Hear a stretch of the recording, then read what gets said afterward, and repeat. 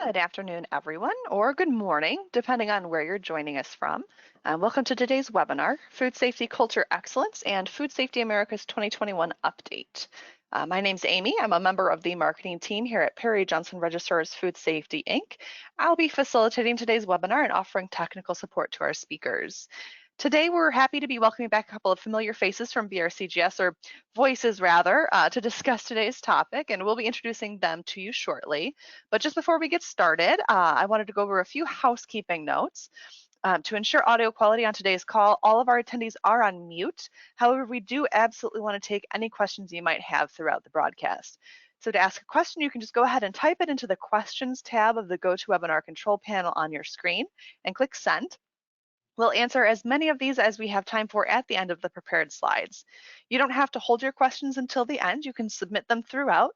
So as you think of them, just throw that question right out there. And as I said, we're happy to answer them when we have a chance.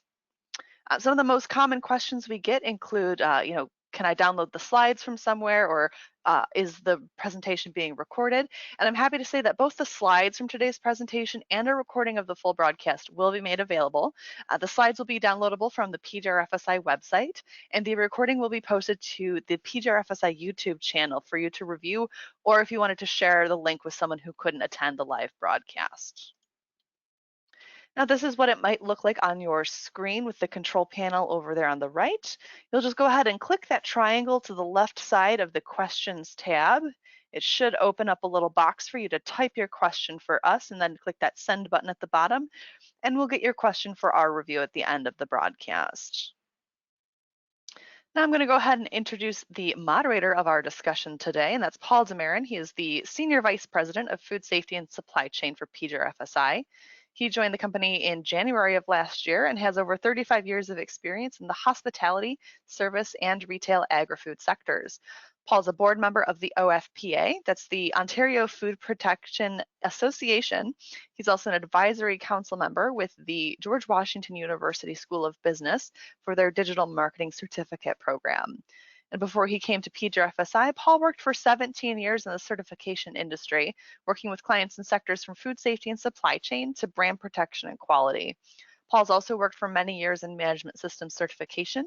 And prior to that, Paul was a professional chef and a consultant for over 20 years. So Paul, I'm going to hand things over to you, and you can take it away when you're ready.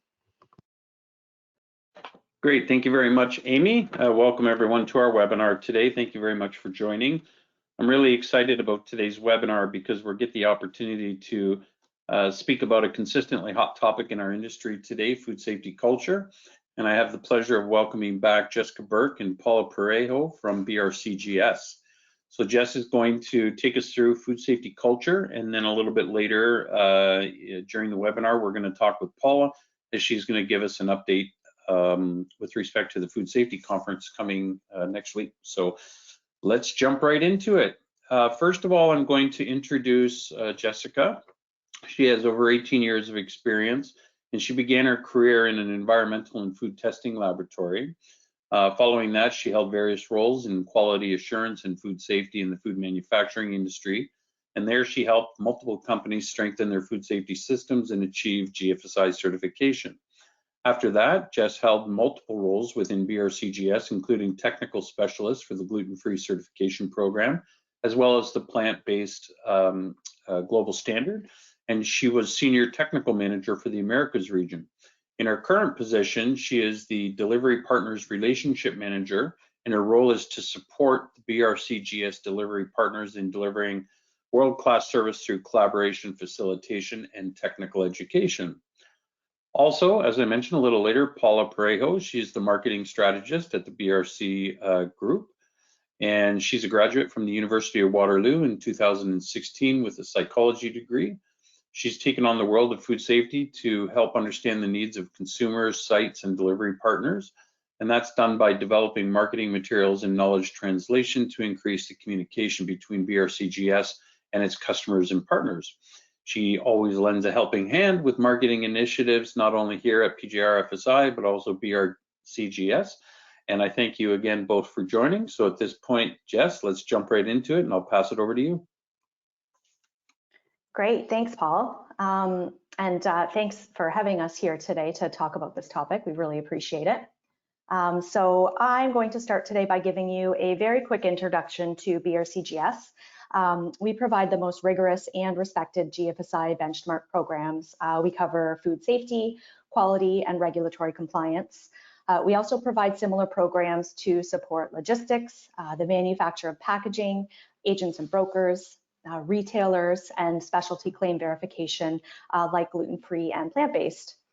We ensure consistency through our world-class compliance program and provide essential information, systems, and opportunities for individuals to grow and improve their capabilities through Participate, Professional, and e-learning.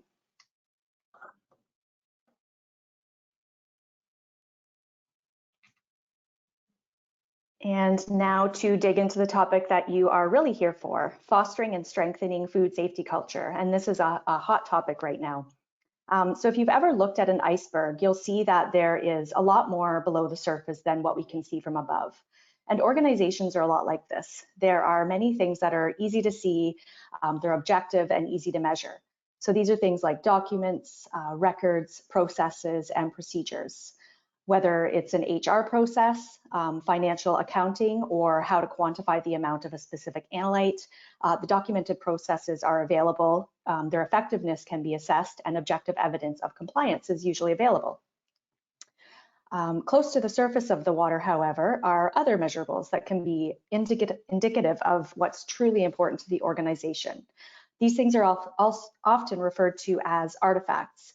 So this might include things like company vision, business objectives and targets, management commitment, staff communication, and resource use. These items are not the company's culture, but they certainly give hints about the nature of the culture. And then well below the surface, usually out of sight, is the organization's culture. And culture is often defined as its attitudes, mindset, or ways of doing things. It's generally subjective and difficult to assess, but its importance to the company is being recognized more and more.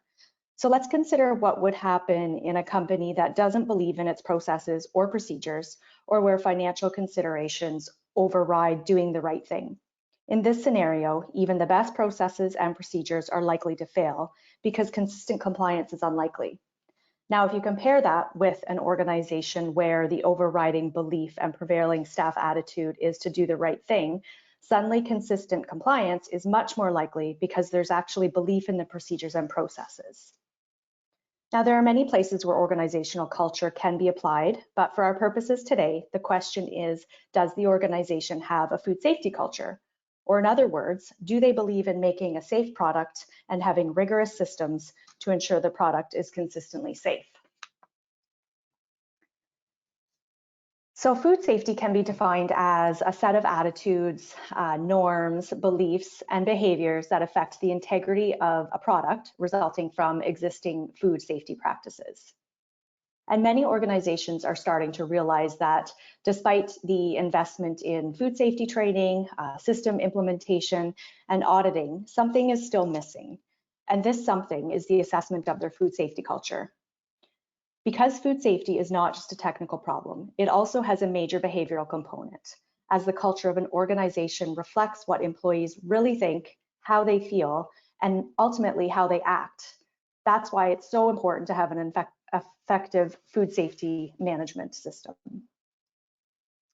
So BRCGS was actually the first organization to include culture requirements in our standards, and this position is now actually adopted by GFSI and likely to be included in the next benchmarking document.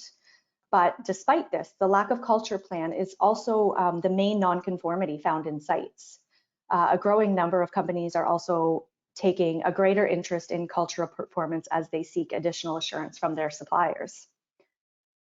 Further to that, the European Commission also recently published a draft revision of Regulation EC number 852/2004, which now includes food safety culture as a general principle. Recognizing the important role that culture plays in effective food safety management, the new requirements will align with regulation and the evolving expectations of consumers and trade partners and drives businesses to commit to their culture improvements. So you can see based on all of this how prevalent this concept is and why it's so important to explore and understand it. Jess, it's Paul here. So you mentioned culture, it's a requirement built into the BRCGS standards. What do you think an auditor would typically look for to assess this? Yeah, and that's a tough one actually. So the first thing I want to be clear on is that we don't expect auditors to audit culture itself, and there are a number of reasons for that. The first being that culture is what people do when nobody is watching them. So by inference, it can't be audited by someone just observing it. Equally, the interpretation of culture, particularly if it's driven from an audit process, is likely to be subjective and therefore could be variable. Most auditors actually wouldn't be comfortable making an assessment of culture. So instead, what we've done is establish requirements that are objective and measurable and auditable, and which are designed to sort of encourage sites to be thinking about culture within their business to improve food safety culture and standard in their sites. So to be more specific, in the food standard, it falls under clause 112, and it states that the site senior management needs to define a clear plan for the development and continuing improvement of food safety and quality culture. And then it goes on to say that it must include and define activities involving all sections of the site that have an impact on product safety, as well as an action plan indication how the activities will be undertaken and measured with timescales, as well as a review of the effectiveness of completed activities. So it's all very objective, and it's all about the plan and measuring it and ensuring that it's effective. Great, thank you. No problem. So over the past 2 decades, a great deal of work has been done to understand product safety culture, and this includes how it can be measured and improved.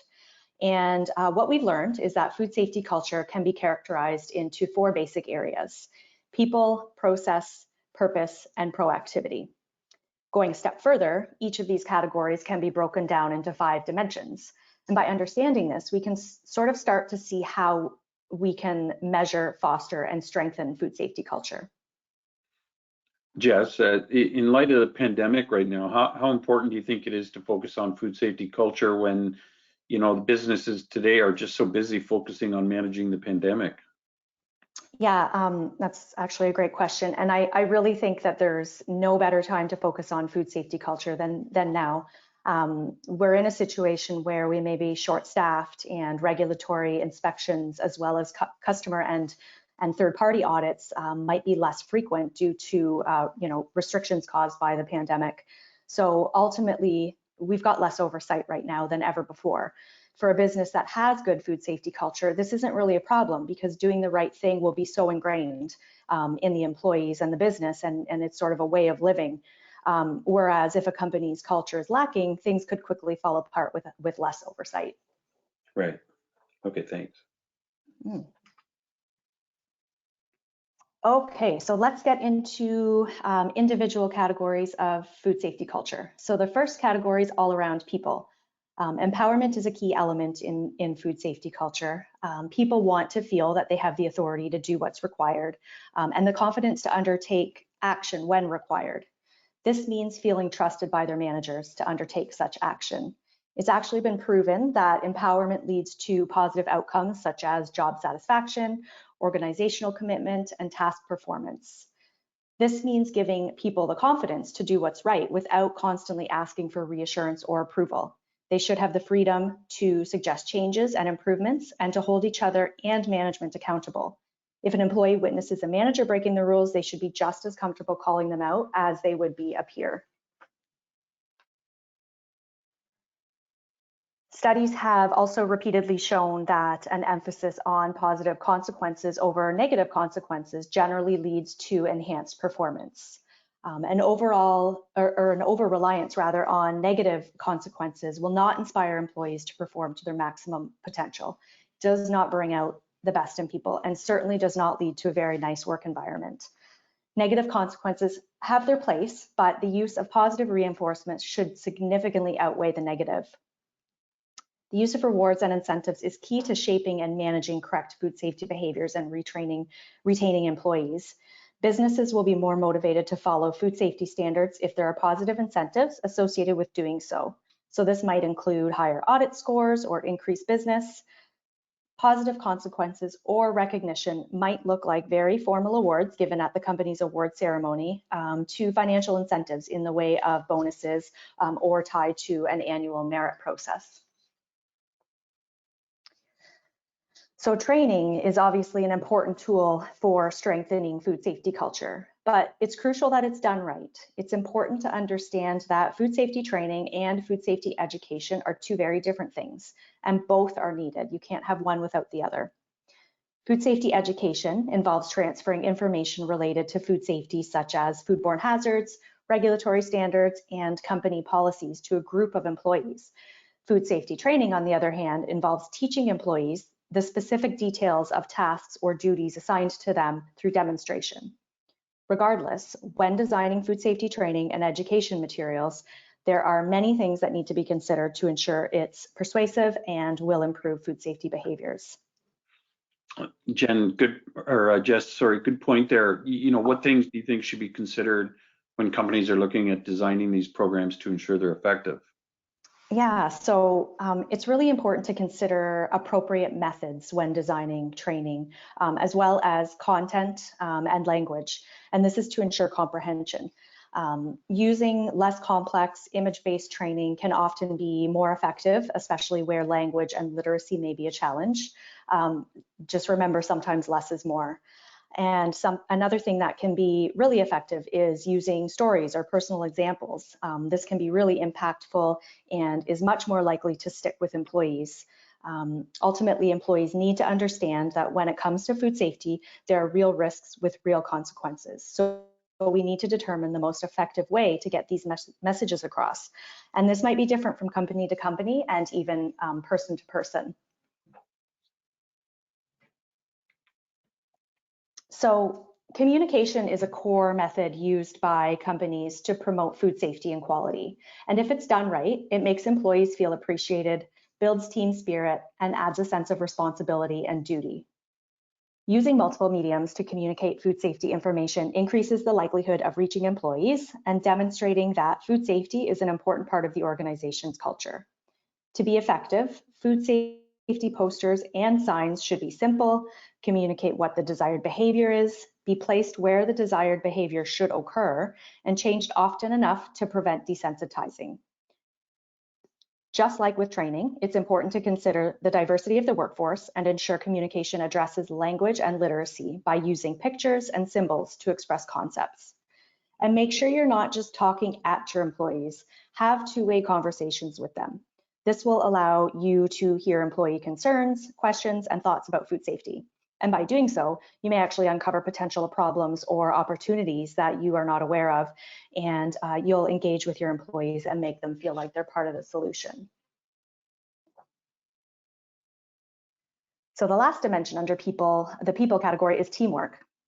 So to foster a strong food safety culture, everyone in the business must work together toward the same goal. This is in contrast to an environment where different shifts and functions are working against each other, placing blame or trying to outperform one another. And we've all seen or been in situations like this, and it's not a good feeling. Teamwork really contributes to an open and positive environment. Jess, teamwork, I've been part of, developing and building teams and teamwork mentalities over the years, and it's extremely important to every business, but oftentimes it's overshadowed by some of the negatives that you just mentioned. So in your opinion, when trying to build a strong team and look at fostering that teamwork mentality, what have you seen over the years that successful companies have implemented to build a strong team? Yeah, I think it's a really big and important question. I think organizations that are really good at communication and removing sort of the silo mentality do teamwork really well. The more departments sort of understand each other, the more likely they are to work well together. And this can be as simple as, getting multiple departments involved in projects that they need to work on together. This will sort of encourage respect and commitment, and ultimately will have a positive impact on teamwork. And I think the biggest thing to remember here is that employees are always looking at leaders as examples. So if leaders are working really well together and cooperating and going towards the same goal, employees are going to be much more likely to follow suit versus a situation where the leaders are talking the talk, but that behind the scenes they're not actually getting along or are working together. So I think we have to always remember that our employees are looking at the leaders to figure out what to do and how to do it. Great, thanks. No problem. Okay, so on to process. So under the category of process, management control is a requirement and challenge of food safety culture. In particular, effective monitoring and supervision must take place to foster a strong culture. Employees look to leaders for direction. So what leaders pay attention to, measure, and control on a regular basis sends a clear message to employees about what's important. This also means keeping in touch with what employees are doing on the floor. So it's one thing to have a really well-written, documented program, but how are they actually being carried out in reality?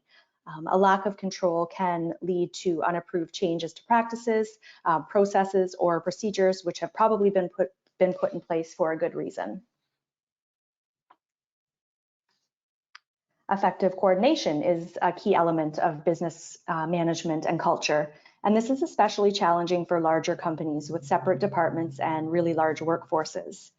There needs to be a strong focus on interdepartmental communication, positive working relationships, respect, and an understanding of the needs and issues of all departments. A lack of coordination can lead to blame and conflict between departments, which clearly does not support a strong food safety culture. Consistency. So this sort of relates to having consistent practices across different people and teams, and also the maintenance of them over time. As well as increasing efficiency, consistency facilitates positive habits and reduces errors. However, this is still a common area for improvement within food businesses generally. Sorry, I was on mute there. Jess, can you give us an example of the correlation between consistency and employee behavior? Yeah, sure. So I think a really good example here is how some sites prepare for their audits. So a lot of sites do this. Documents are organized and double checked just before the audit. The plant is thoroughly cleaned, maintenance activities are increased, and so on. So the message that sends to employees is that food safety is only important before the audit to maintain a good audit score. On the other hand, with an always ready mentality, where there doesn't need to be a huge flurry of activity because the site consistently operates in the same way, the message that this sends to employees is that food safety is the priority and is consistently embedded in the everyday activities, regardless of if there's an audit or not. And product safety management systems and style are another major factor influencing culture. So having documented systems in place is a core requirement of product safety management, but it's often looked at as burdensome. It's crucial that systems are fit for purpose and well designed, written and communicated to prevent them from becoming a hassle for the teams and individuals required to implement them. Ensuring there is site involvement versus a system that is created by a corporate head office or the senior management function alone, for example, will facilitate the development of a system that's applicable to the site and will lead to a sense of responsibility and commitment within that site. And then the final element under the category of process is premises. So physical premises, facilities, and equipment are well-established elements of food safety, as you all know. And research indicates that resources such as time, money, staff, and physical premises and facilities may actually be a barrier to food safety culture. Yeah, Jess, that's interesting actually, because I know there's a correlation between premises and food safety culture. Do you have an example of how physical premises might affect culture? Yeah, so I think a really good and simple example would be hand washing. So if employees are expected to wash their hands before starting work and in between certain tasks, even if employees have been trained on the importance of hand washing, Having a hand washing sink that's conveniently located will increase the chances that the employees will actually do so. In a scenario where the employees are extremely busy and barely have enough time to even keep up with the line, they're not likely to consistently take the time to go and wash their hands if they have to leave their work area, say travel a long distance, and then get behind in their work or slow the line down. So, if we want to encourage employees to have good food safety behaviors, we need to give them the right tools and the right resources.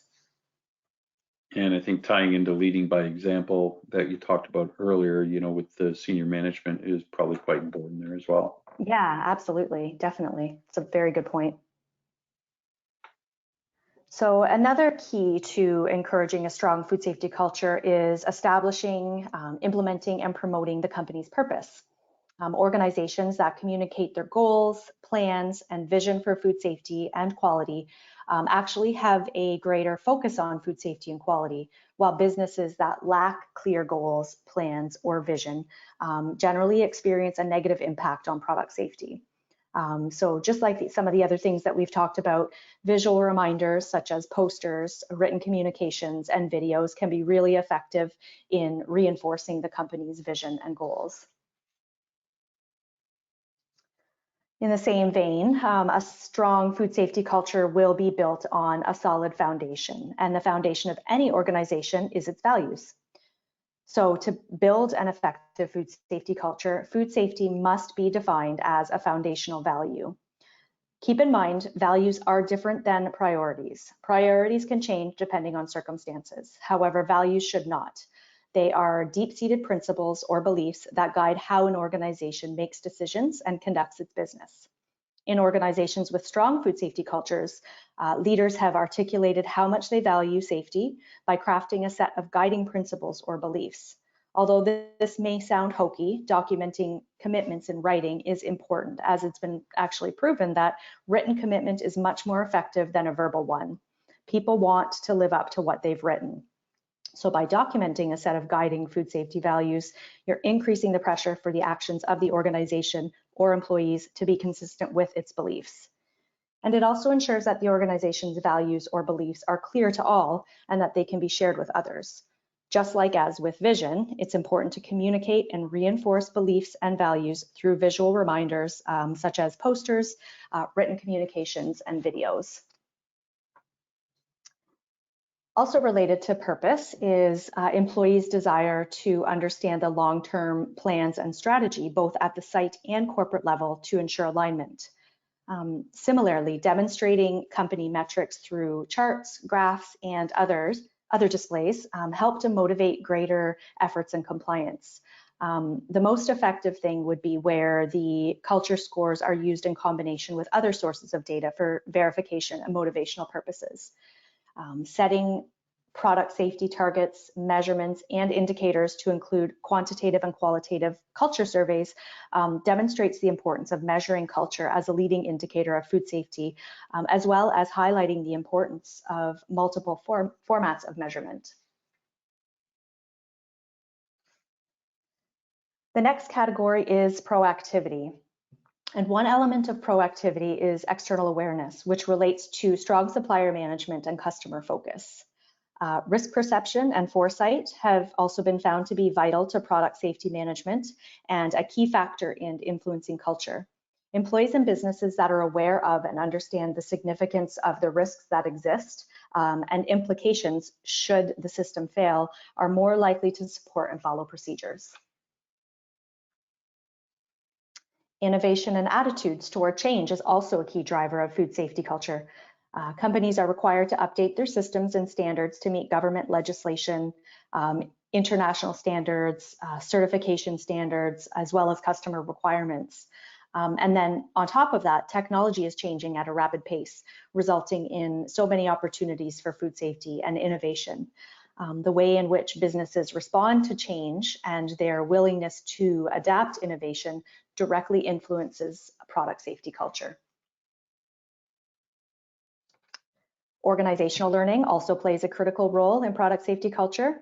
Product safety management systems require solid corrective action plans when failures take place to prevent reoccurrence and foster continual improvement. And this is only possible through organizational learning and is reflected in how leadership reacts to critical incidences and crises. And investment is the final element under the proactivity category, as financial resources are often a barrier to food safety. Organizations must be willing to spend money and allocate resources to food safety. If employees ask for resources to improve food safety and the answer is consistently that there is no budget, that sends a very clear message to employees. Food safety needs to be important enough to spend money on and to allocate resources to. So we've talked a lot about the important elements of food safety culture, but one of the things I haven't touched on is how to measure it. We all know that clearly the way to drive continuous improvement is through measurement, but culture is sort of perceived as an imprecise concept and very difficult to identify. So because of this, assessing cultural strengths and weaknesses can be very hard to achieve. Working with TSI International or Taylor Shannon International, an industry leader in food safety, management, education, and organizational culture, we've actually developed a food safety culture excellence tool. And this is an assessment of food safety culture. The assessment quantifies culture in an accurate and easy to understand way, and highlights an organization's strengths and weaknesses, which basically enables targeted, focused improvements that may not have been possible before. So if you are struggling to sort of determine how to measure and improve food safety culture within your organization, this might be something that you just want to check out. And with that, I'm going to hand it back to Paul. Great, thank you very, very much, Jess. I really appreciate that. I think that was a great overview of the program. Now, are we going to pass it over to Paula at this point to talk a little bit about the conference coming up next week before we get to Q&A? Yes, we are. Hello, everybody. Hi, Paula. Apologies if you guys hear my cat in the background. He's very needy today. No problem. Okay, great. Can everybody see my screen? Yeah, we have you. Excellent. Okay, everybody. Well, hello again. This is Paula Perejo. I'm from the Brcgs team, and I'm here to show you the platform for Food Safety Americas 2021. So Food Safety Americas does bring together delivery partners such as PJRFSI, for example, manufacturing sites, trainers, auditors, brands, lots of different types of people within the industry across the supply chain. So it's one of our largest events, and we are hosting it virtually this year. In the future, we will have hybrid options when things slow down with the pandemic. However, for this year, which will be coming up on May 18th through the 20th, it's a 3-day conference. We're going to be doing it virtually. So I'm going to walk you through our platform very quickly. So right here is our home screen. You can see here that we can actually access some quick points, the agenda, the live stream, attendees, and sponsors. One of the cool things about our platform is you can actually create your own individual profile to network with everybody. So just to show an example, we're going to pull up mine. So I've already uploaded my image here. It gives me the opportunity to share my name. I have the option to show my email address if I so choose on my platform. I have my title, the company. I can write a little bit about myself. For example, here, I can showcase our website. I can add my phone number. If I want people to be able to call me, I am able to do that here, let's say, and I can choose to show or not show my profile. If I don't want to directly show my number, I have that option, but it's not necessary. Here, I already added my LinkedIn, and there's lots of opportunities for privacy settings as well. So if you're more of a private person, you definitely have the option to hide your information. But if you want to network and you want to create different relationships, I do recommend giving people the opportunity to get to know you and get to reach you. So a couple of the options that you have available is video chatting, chatting via message, and having your email and other elements like that. So if I save my profile, you can see me in the attendees here, which all the attendees are here, a mix of both just regular attendees and the speakers. And just to pull up my profile, here you see me here. Once I get on here, it shows my about page, the social media that I have tagged, and it gives you the option to email me. Again, I unchecked my phone number, but there will be opportunities on the day to also have a video chat with me. So those are lots of opportunities there. With the agenda itself, you do have the option to make your own schedule and to create notes directly on the platform. So I would highly recommend taking the day to actually just take in the information and don't worry so much on making frivolous notes.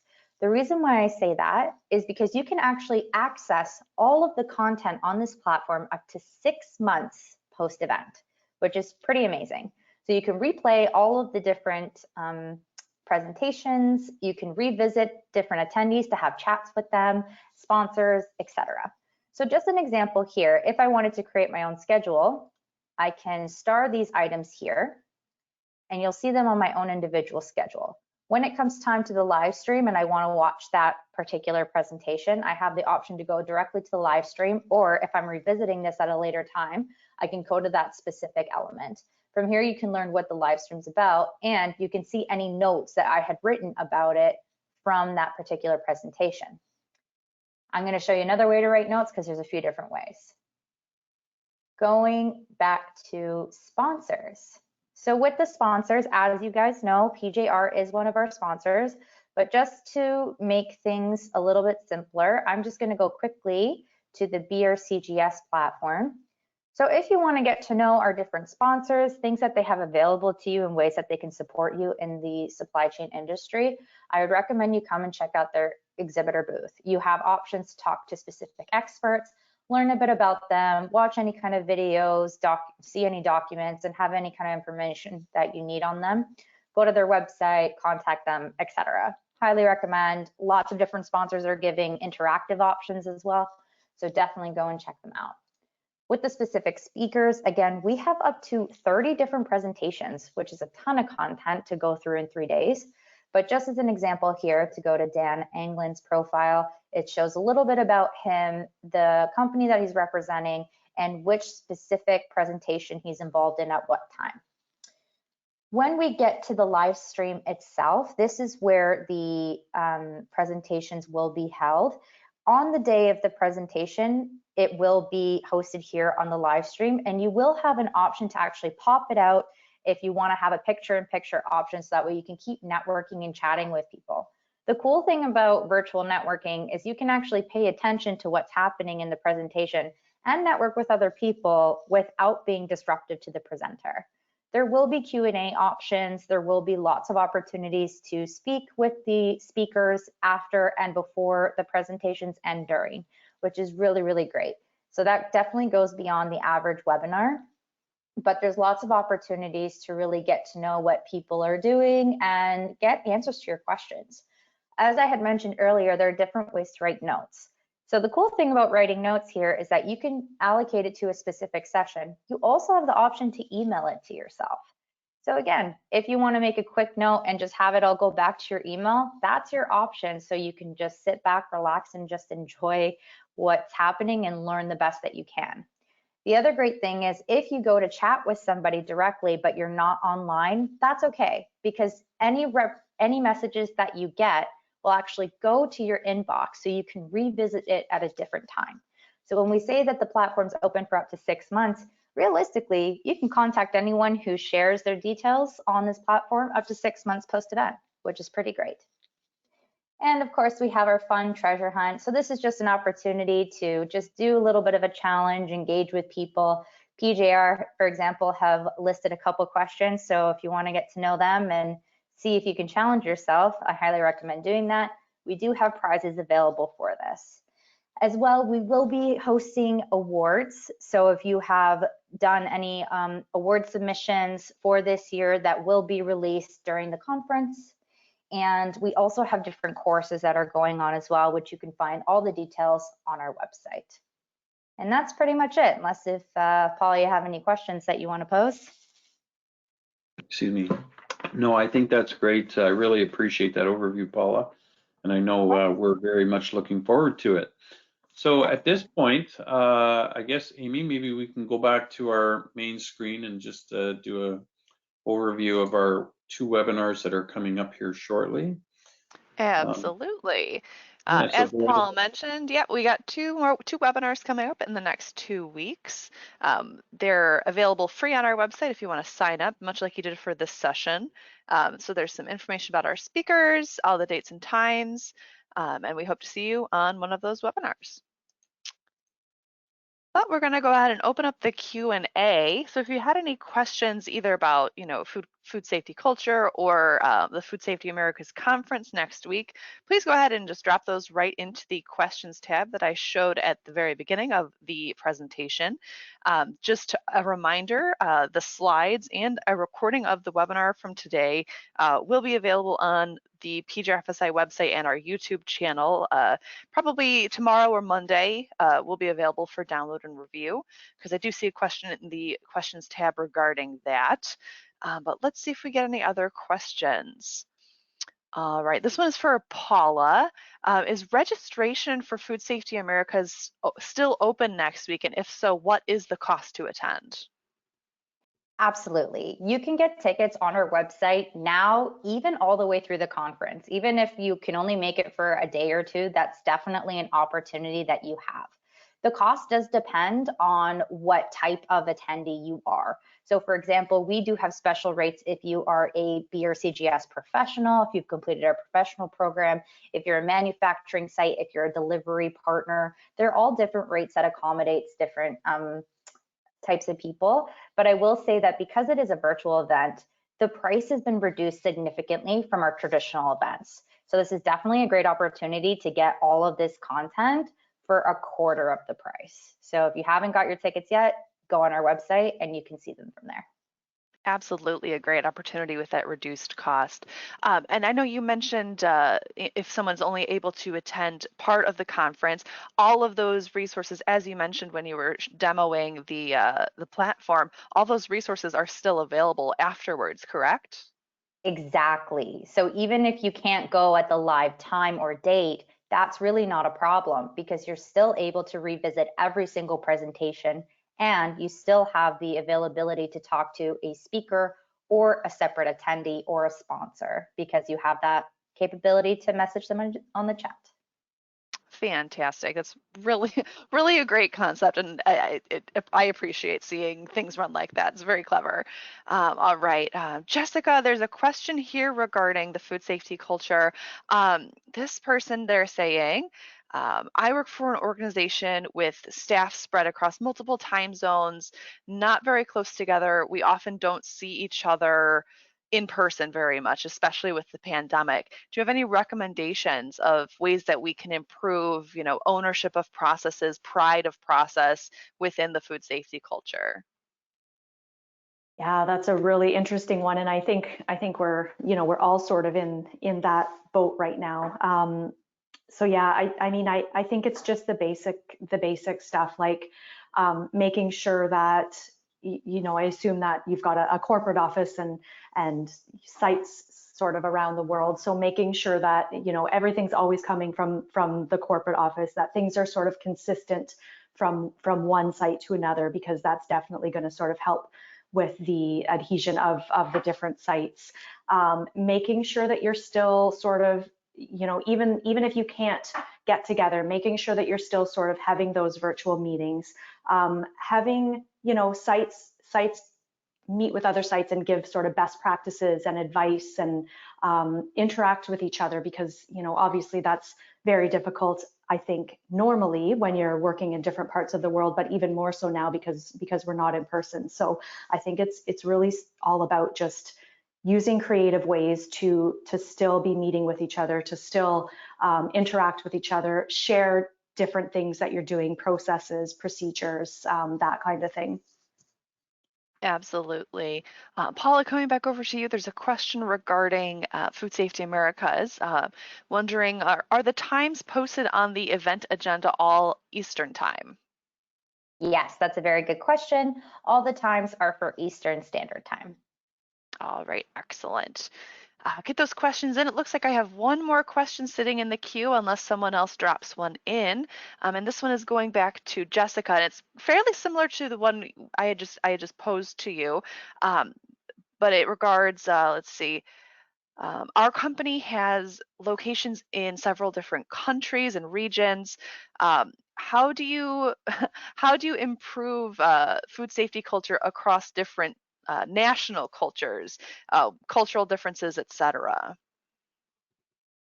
That is also a very interesting and difficult question. I think it's, and again, this is not even just in terms of food safety culture, which is, I know what we're talking about today, but I think organizational culture in general.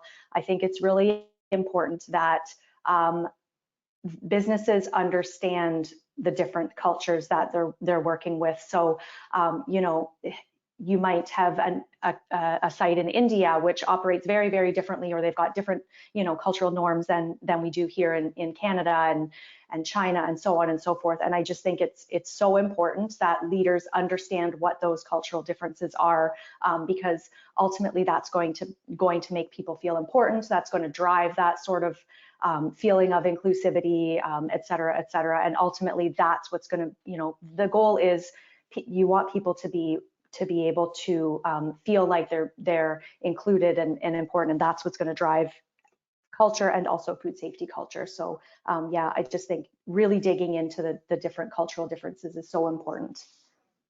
Absolutely. And tangentially to that, how would you say to handle, if there's a company policy that maybe clashes slightly with a regional tradition or a cultural norm in another part of the company, how would you recommend that be handled? I mean, I guess it sort of depends on what we're talking about, but we have to take those things seriously.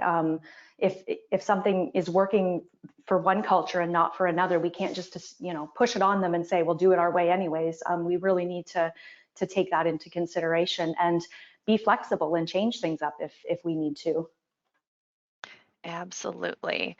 Awesome. Great. Well, I don't see any other questions in the queue. If anyone had any questions that, maybe you weren't comfortable asking during the live broadcast, that's totally understandable, totally fine.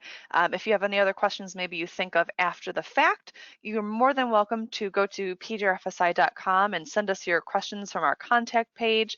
You can also email us at PJRFSI@PJRFSI.com. I know it's a really difficult email address to remember, but we are more than happy to take any questions that you might have for Jessica or Paula and get them to the right people to answer those questions. But with that, I just want to say, on behalf of PJRFSI, thank you, Jess and Paula, for coming on and giving us such a great presentation. I know we're all from PJRFSI, we're all looking forward to the conference next week. And I know we really hope to see all of our attendees from the webinar at the conference. Do you have any parting words of wisdom or sentiments before we wrap things up? I mean, just from, yeah, go ahead. Oh, sorry. I was just going to say, well, thanks for having us, firstly. And secondly, if you guys are looking for any resources or anything to prepare for the conference, PJR have also participated in our most recent podcast release, one of them being about networking virtually. So I highly recommend you come and check it out on our website. It's on our Food Safety Americas page. And if you want to get to know our sponsors a little bit better, we also have a second podcast of how they can support you in the supply chain. So that's my words of wisdom. Jeff? Yeah, I was just going to say, again, thank you guys for having us today. And just for anyone that is interested in more information on food safety and product safety culture, I mentioned the culture excellence module, but the other thing we have is we've got a couple of guidance documents and just information, educational information on our website as well. So that could be a good place to start if you're starting to dig into this topic and want some more tips and things to look at. And yeah, that's it from me. All right. It does look like we had one more question jump in, and since we still got a couple minutes before our scheduled end time, Jess, this one is probably for you over here. What would you say are the top metrics used to measure food safety culture these days? So I'll tell you, what I've seen, and it's so it's all about the stuff that I talked about, all of the different elements and the different categories, but it's getting the feedback from the employees themselves. So creating a survey that sort of asks about all of these various things that we've talked about today, and then getting employee feedback, and then basically taking all of that and sort of looking at, okay, you know, we need to improve in this area and that area, and then coming up with sort of the plan on how you're going to make that improvement. So, you know, like literally I would take all of those topics and look at putting some sort of feedback survey together and starting there. That's really going to help you see where your gaps are and see what sorts of things you need to improve on. All right. Well, thank you again so much, Jess and Paula, and Paul for moderating and asking us some extra questions throughout. We were super glad to have you on again, and hopefully we'll have you on again in the future.